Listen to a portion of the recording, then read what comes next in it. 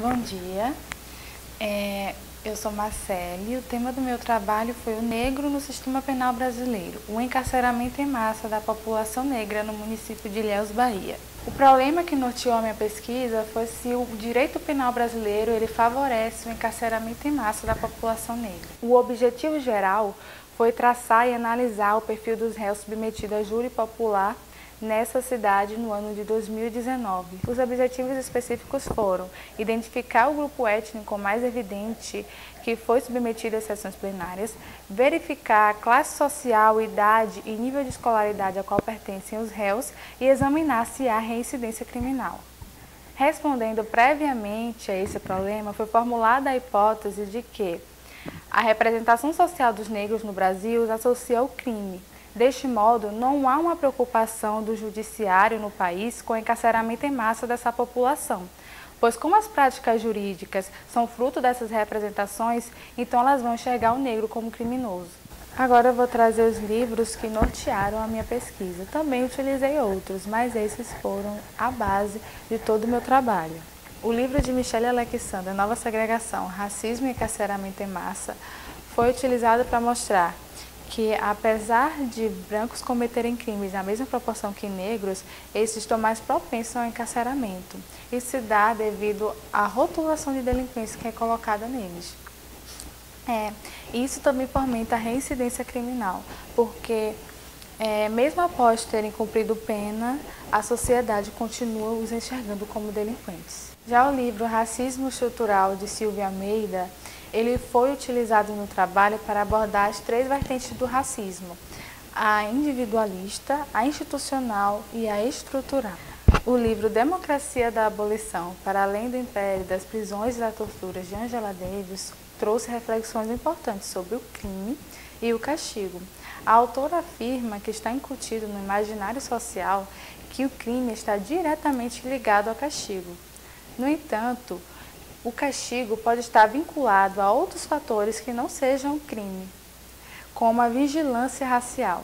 Bom, o livro de Florestan Fernandes, A Integração do Negro em uma Sociedade de Classes, foi utilizado no meu trabalho para tratar da parte histórica, da realidade do negro no período pós-abolicionista, o qual se viu obrigado a realizar o que o autor chama de serviços de negro. Esses serviços exigiam pouca ou nenhuma qualificação, eles obtinham pouco retorno material em troca de grande esforço físico. Então, mesmo sendo legalmente livres, eles continuavam em condições que se equiparavam à escravidão. Bom, o livro de Cabenja Lemonanga, Rediscutindo a Mestiçagem no Brasil, Identidade Nacional versus Identidade Negra, trouxe o conceito de negro, muito importante, porque ele afirma que movimentos negros também incluem os mestiços nesse termo, partindo do pressuposto de que esses deveriam se unir aos pretos para lutar contra o racismo sui generis brasileiro, que seria o racismo estrutural. O livro de Elisa Lark Nascimento, Sortilégio da Cor, Identidade, Raça e Gênero no Brasil, foi utilizado para abordar a parte histórica desse trabalho também, para tratar do racismo científico, o qual acreditava na superioridade da raça branca, a qual deveria ser defendida dos negros e mestiços, que tinham uma tendência biológica e moral à criminalidade. A autora também chama a atenção para a anulação da raça frente à cor da pele. Ela afirma que essa ideologia pode mascarar e encobrir privilégios, fazendo acreditar que vivemos em uma sociedade antirracista, mas que na verdade só mantém privilégios concentrados na mesma raça historicamente beneficiada. As leis utilizadas no meu trabalho foram a Lei de Afonso Arinos, surgida em 1951, ela foi a primeira a trazer a criminalização do racismo, mas as suas sanções eram ínfimas, então ela não surtia tanto efeito no plano prático. Assim surgiu uma nova lei, a Lei K.O. Ela substituiu essa lei de Afonso Arinos e trouxe a pena de reclusão de 5 anos para o crime de racismo e discriminação racial. Essa lei também fez ser adicionado no dispositivo constitucional que o crime de racismo e discriminação racial é crime inafiançável e imprescritível.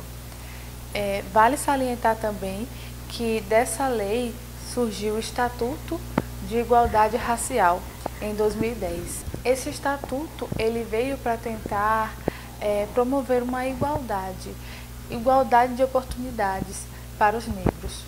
Essas leis foram apresentadas no trabalho para mostrar que, mesmo com a existência de dispositivos antirracistas, os negros continuam a sofrer com as consequências do racismo velado. Isso não significa dizer que não seja importante combater e penalizar condutas racistas e discriminatórias, mas que o racismo que verdadeiramente mata e degrada a população negra é o racismo estrutural, o qual perpassa as instituições e se mantém invisível aos olhos da sociedade. Já a lei de execuções penais, ela foi trazida para demonstrar que não tem se respeitado alguns de seus dispositivos, principalmente o que diz respeito à assistência, tendo em vista que não tem se oferecido a assistência suficiente para que os reeducandos possam reingressar na sociedade após o cumprimento de suas penas.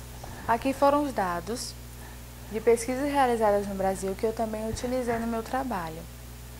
Então, eu utilizei o Atlas da Violência, o Levantamento Nacional de Informações Penitenciárias, o Relatório de Pesquisa sobre a Reincidência Criminal no Brasil, o Mapa do Encarceramento e a Pesquisa de Emprego e Desemprego. Aqui eu trouxe alguns conceitos que eu considero que sejam fundamentais para o entendimento do meu trabalho. Bom, o preconceito racial. Esse é o julgamento baseado em estereótipos direcionados a pessoas de determinado grupo racial, ocasionando ou não em atitudes discriminatórias. Já a discriminação racial corresponde ao tratamento diferenciado a indivíduos de grupos raciais. Ela pode ser dividida em direta e indireta.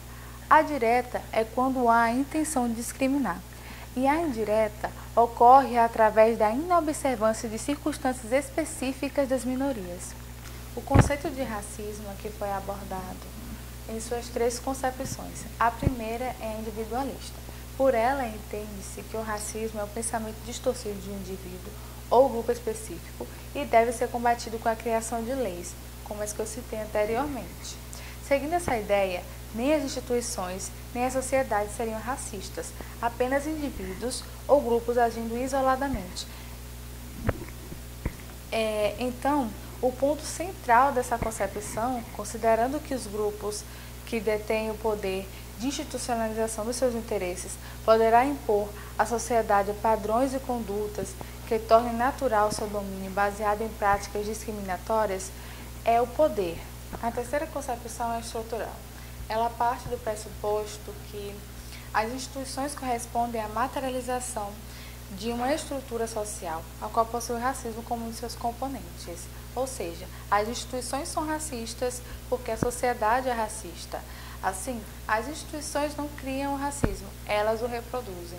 E este acaba por se tornar consequência das relações econômicas, políticas e jurídicas que formam a estrutura social. É importante trazer aqui o termo negro porque, como foi dito anteriormente, ele engloba negros e mestiços. Então, todas as vezes que eu abordei o termo raça negra, eu estava me referindo a negros e mestiços, tendo em vista que é um termo que ultrapassa a cor da pele para levantar a raça socialmente constituída a fim de declarar a existência do racismo na sociedade, bem como ir de encontro ao processo de embranquecimento social.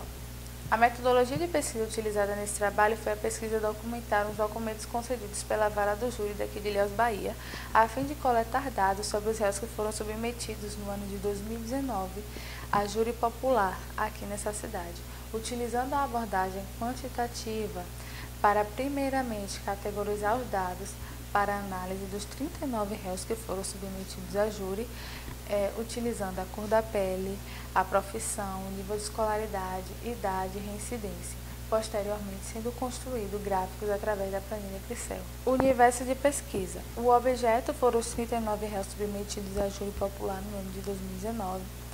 A população foi 39, porque foram os 39 réus, e a amostra foi 100%, porque todo o objeto de pesquisa foi utilizado na consecução desse trabalho. Agora eu já vou começar a trazer os dados que eu obtive com a minha pesquisa nos documentos concedidos pela Vara do Júri.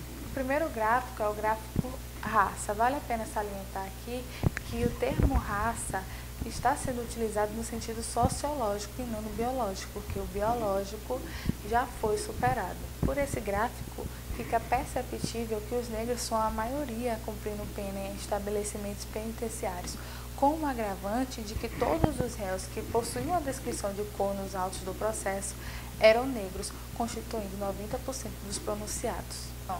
No inquérito, eles usavam a cor da pele para identificar os indivíduos e não uma raça. Aqui eu optei por usar a raça no sentido sociológico e por isso que eu falei 90%, porque é a contagem englobando negros e pardos. Porque mesmo assim eu ainda trouxe aqui no gráfico como estava no inquérito. Dá para ver que tem um número muito maior de mestiços. Realmente, no Brasil nós temos uma quantidade muito grande de mestiços.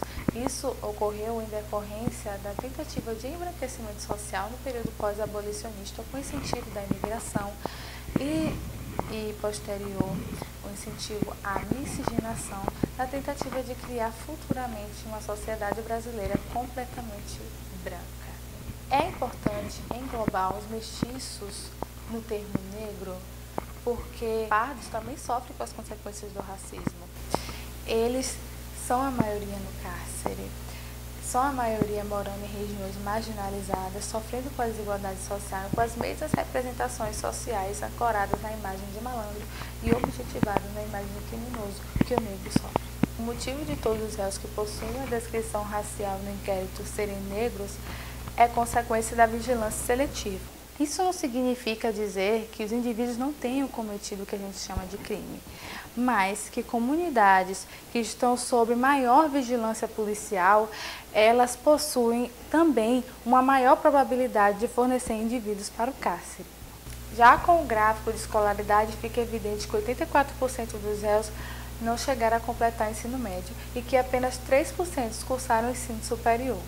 É por isso que a política pública de inserção das cotas raciais é importante, haja vista que o racismo vigente obstaculiza a autonomia e a ascensão dos negros através do genocídio da juventude negra, o encarceramento em massa e da ausência de políticas públicas que visam garantir o direito à moradia.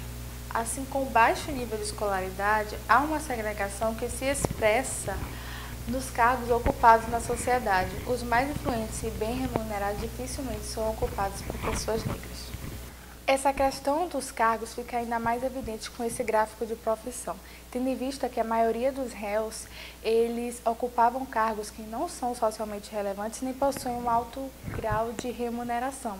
Então nós tivemos vendedor, trabalhador rural, auxiliar de serviços gerais, pedreiros, ajudantes de pedreiros, motoboys, segurança. Isso demonstra que a desigualdade social no Brasil remanescente do período escravagista ainda não foi superada, tendo em vista que o grupo racial menos favorecido continua a realizar subempregos. Então, como o baixo índice de escolaridade gera desqualificação para ocupar cargos mais influentes e bem remunerados, e também como a estrutura social funciona de forma a manter esse status e a dificultar a ascendência do negro, eles continuam a ocupar cargos que são desvalorizados social e economicamente, como dispôs esse gráfico. Resultado também da inobservância do poder público quanto da necessidade da realização de políticas públicas é o alto índice de criminalidade entre os jovens negros. Por esse gráfico da idade, ficou evidenciado que a maior parte dos réus se encontram na faixa etária entre 21 e 24 anos e 36 e 39 anos. Jovens os quais estão em sua idade laboral, que poderiam estar estudando para ocupar profissões que pudessem lhe tirar do lugar social que a sociedade racista o impôs. Mas o que a gente vê são penitenciárias cada vez mais superlotadas, escolas e principalmente universidades embranquecidas, o que só ratifica a existência do racismo no Brasil. Outro fator importante é a reincidência. Como podemos analisar nesse gráfico, apenas 33% dos réus analisados não haviam sido condenados por crimes anteriormente ou não estavam com outros processos criminais em curso, além desse que foi julgado. Isso revela o quanto o sistema punitivo estatal é falho, tendo em vista que ele forma delinquentes por ser um ambiente muito mais de repressão e perda da humanidade do que ressocializador. Assim, a prisão é a implantação de um castigo que foi historicamente direcionado à população negra. Ela é uma forma de submeter os negros a situações desumanas que remetem à escravidão, só que de modo aceito e incentivado pela falsa noção de justiça social, sem levar em conta que os detentos irão deixar um ambiente prisional e retornar para a sociedade e que não tem como eles voltarem reabilitados ao seio social sem oferecer-lhes condição para isso. Dessa forma, tem-se infringido a lei de execuções penais quando há necessidade de oferecer assistência suficiente para que os reeducandos possam voltar à sociedade. Isso porque foi constatado que essa assistência ela ocorre mais no plano simbólico do que no real. Além da inexistência de elementos básicos para que seja realizada a tentativa de reeducação dos sentenciados, ainda há o agravante da rotulação de delinquente. Se o negro já é rotulado como criminoso, melhor ainda para a manutenção desse estereótipo se ele já foi encarcerado em algum momento. Assim, as oportunidades que já não são muitas reduzem ainda mais. E, associadas ao baixo nível de escolaridade, acaba por dificultar a reinserção na sociedade. E o ciclo se perpetua. Considerações finais. O racismo estrutural presente na sociedade brasileira faz com que a todo momento negros sejam rotulados como marginais. E a excessiva vigilância direcionada a esse público, cumulada com leis repressivas e distantes da vivência social do país, enjaulam e matam pessoas de cor com fundamento na falsa noção de justiça social. Então, a hipótese ela foi confirmada, mas com ressalvas. Isso porque as instituições sociais que reproduzem o racismo presente na estrutura desse país, enquanto ferramenta de poder nas mãos da raça dominante, que seria a raça branca, acaba por contaminar o âmbito do direito penal, a ponto de distorcer a interpretação de princípios constitucionais como a presunção de inocência e da prisão como exceção, vindo a favorecer a construção de um Estado punitivo. Nesse sentido, enquanto não mudarem as estruturas da sociedade, o racismo vai se perpetuar. Recomendações. Então, como ativistas antiprisionais sugerem que para que a gente possa viver uma democracia racial é necessário a abolição do sistema prisional, então seria bom a construção de um trabalho que pudesse se aprofundar nessa temática. Isso porque as prisões estão ligadas ao castigo desde o seu nascedor e realmente elas cumprem a função para a qual verdadeiramente foram criadas, a de retirar o problema da sociedade. Então, ao invés de criarem políticas públicas que visem a igualdade e melhoria de condições para a população, retiram o problema da sociedade e jogam nos presídios. Então, retiram o criminoso da sociedade e jogam nos presídios. Uma falsa noção de também se estar fazendo sumir os problemas que impulsionaram o crime. Então, faz-se necessário um trabalho que se aprofunde nessa temática, abordando uma possível reforma política, a fim de impulsionar a construção de uma sociedade que não precise de estabelecimentos prisionais, através da distribuição igualitária de renda, a qual a raça e a classe não sejam causas determinantes para o encarceramento, cujo discernimento social caminhe em direção ao apoio e à reabilitação de quem porventura venha a cometer crimes, para então percebê-los como seres humanos que cometeram um ato legal, assim como também grande parte da população. Seguindo essa lógica, é necessária a construção de uma sociedade que busque por meios alternativos de se fazer justiça, desde a resolução de conflitos até a justiça restaurativa. Agradeço pela atenção e espero que tenham gostado do meu trabalho.